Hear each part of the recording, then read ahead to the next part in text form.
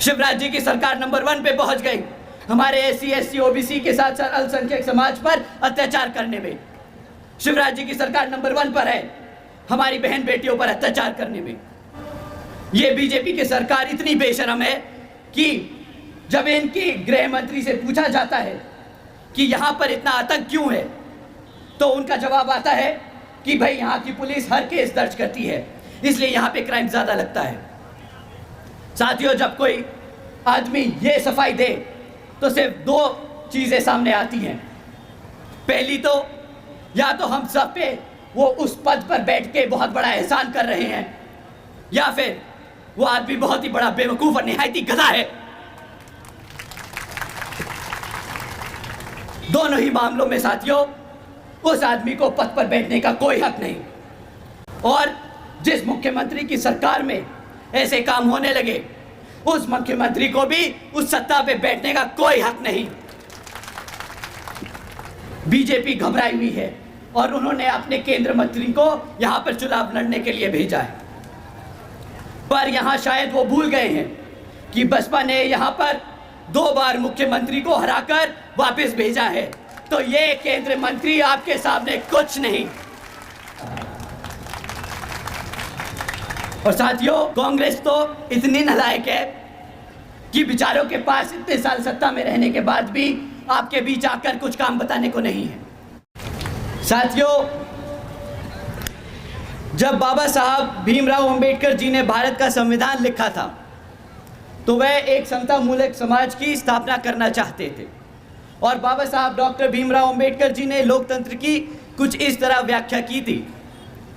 ये अंग्रेजी में है, मैं पहले अंग्रेजी में बोलूँगा फिर हिंदी में इसका मतलब समझाऊंगा। A form and a method of government whereby revolutionary changes in the economic and social life of people are brought about without bloodshed। साथियों, बाबा साहब के विचारों का भारत कुछ इस तरह था। साथियों, जहाँ पर स्कूलों में बच्चों के बीच भेदभाव ना हो, ऐसा है बाबा साहब के विचारों का भारत। जहाँ पर महिलाओं पर अत्याचार ना हो, ऐसा है बाबा साहब के विचारों का भारत।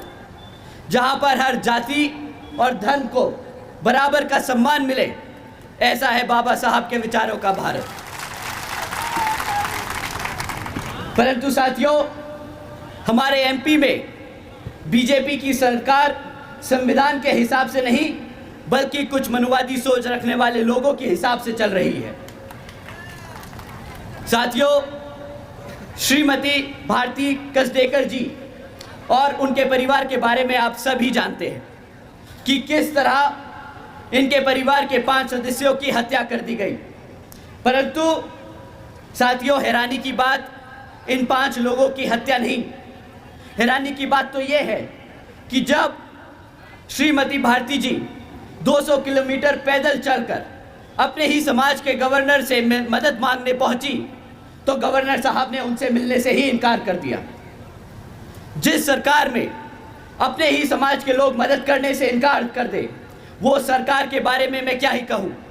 साथियों, क्या इसी तरह की सरकार को आपने वोट करके सत्ता में लाने के लिए कहा था? जवाब दीजिए साथियों, क्या ऐसी सरकार को हक है सत्ता में बैठने का जो अपने समाज की मदद ना कर सके? साथियों, आपने रामजी लाल अहिरवार जी का भी नाम सुना होगा। जी साथियों, मैं उन्हीं रामजी लाल अहिरवार जी की बात कर रहा हूं जिनकी 2 मनुवादी सोच रखने वालों ने पीट पीट कर हत्या कर दी सिर्फ इस बात पर कि उन्होंने उन्हें सिगरेट के लिए माचिस नहीं दी। साथियों, ये उस सरकार का शासनकाल है जो तरक्की की बात करते हैं, जो दावा ठोकते हैं कि हमने भारत को पहला पिछड़े समाज से प्रधानमंत्री दिया। क्या उस भारत के प्रधानमंत्री के उस प्रधानमंत्री के भारत में ऐसा शासनकाल चल रहा है जहां पे हमारे समाज के इस व्यक्ति को एक माचिस की तिल्ली ना देने पर मार मार के हत्या कर दी जाए? बताइए साथियों, ऐसा है क्या ये भारत?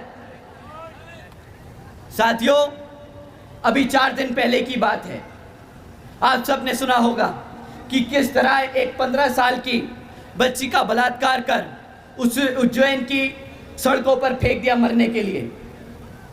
यहाँ पर साथियों, ये सिर्फ कुछ घटनाएं हैं उन 16,950 में से जिनके आज भी परिवार दर्द से गुजर रहे हैं, जिनका दुख हम शब्दों में बयान नहीं कर सकते। उस कांग्रेस और बीजेपी वालों की अगर मैं दोनों शासनकाल के दिन मिलाकर आप सबके सामने रख दूं तो वो भी कम पड़ जाएंगे जितने यहाँ पे पिछले 5 साल में हत्या और कांड हुए हैं।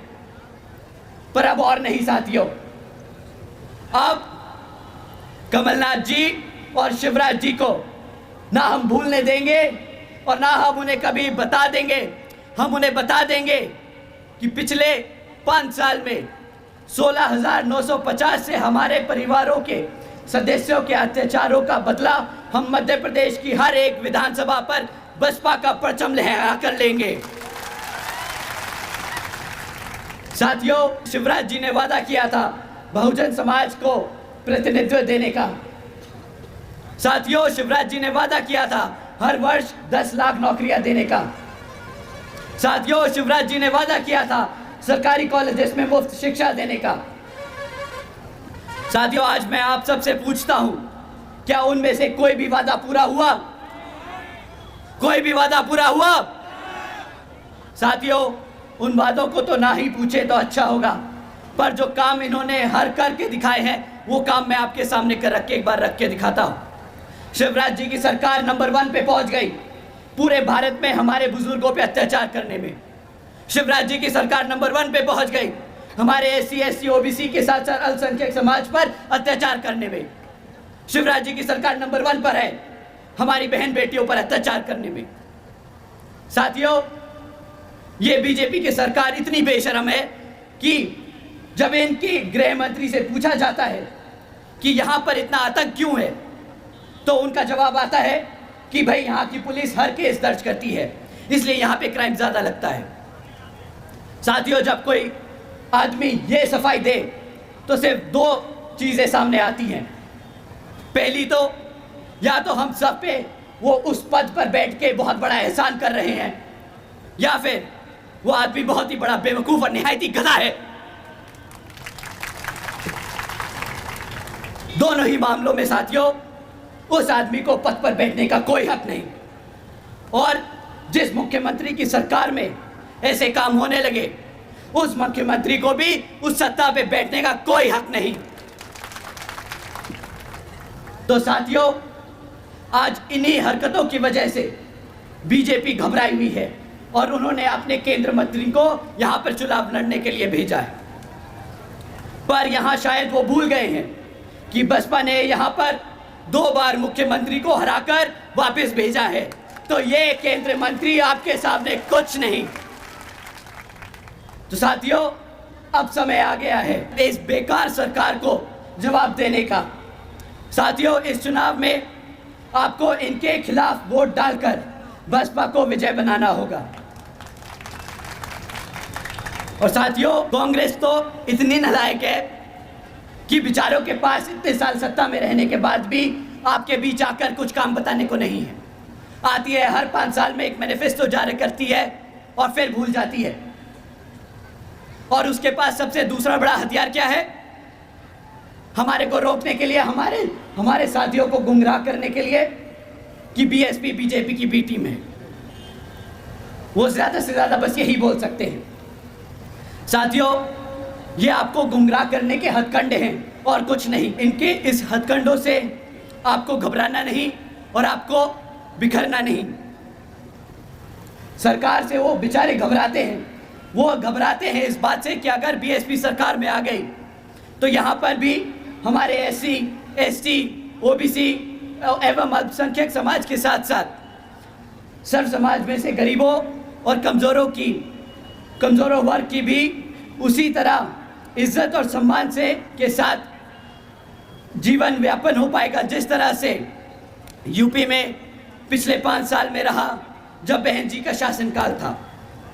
साथियों, आज जब बहन जी की सरकार को लोग याद करते हैं तो उन्हें याद आता है वो समय जब बहन जी ने सावित्रीबाई फुले बालिका शिक्षा योजना के तहत 7 लाख से ज़्यादा बच्चियों को 12वीं तक की शिक्षा प्राप्त करने हेतु 600 करोड़ से ज़्यादा लागत इन बच्चियों पर अब खर्च कर इनको अपने पैरों पर खड़ा कर एक उज्जवल भविष्य देने के लिए खर्ची।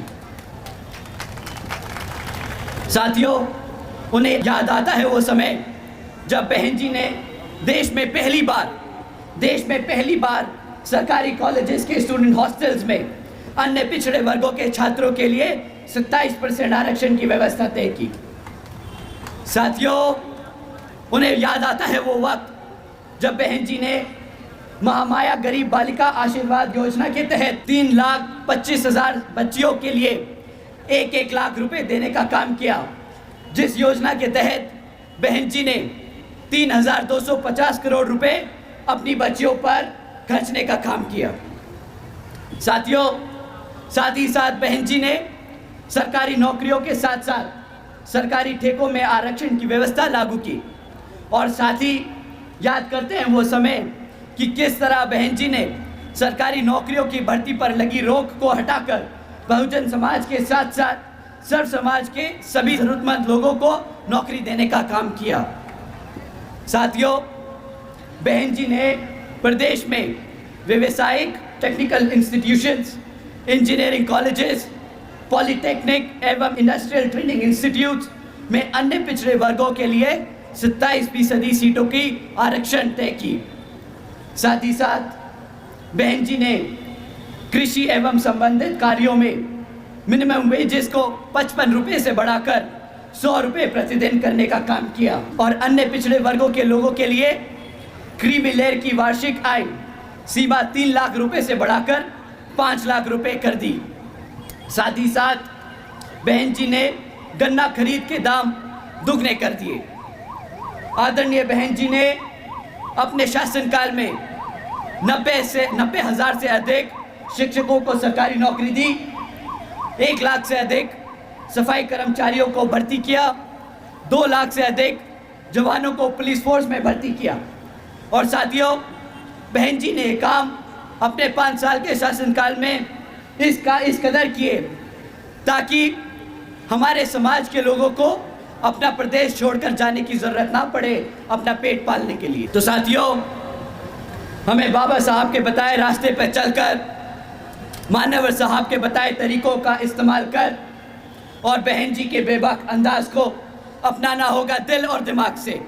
तो समय आ गया है कि हम सब एकजुट होकर समाज के हर एक व्यक्ति को बसपा से जोड़ बता दें कि हम आ रहे हैं हर उस चीज़ के लिए जो इस संविधान में हमारे गुरु देकर गए हैं, बाबा साहब डॉक्टर भीमराव अंबेडकर जी।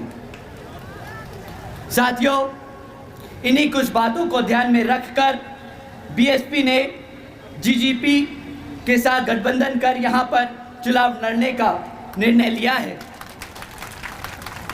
तो मैं आप सभी के से अपील करता हूँ कि इस विधानसभा आम चुनाव में आप बसपा और जीजीपी को वोट डाल यहाँ बसपा जीजीपी की सरकार बनाने का काम करेंगे, जो आपके मध्य प्रदेश में बहन जी मॉडल ऑफ गवर्नेंस के तहत चलकर यहाँ पर भी सभी का उत्थान करने का काम करेंगी।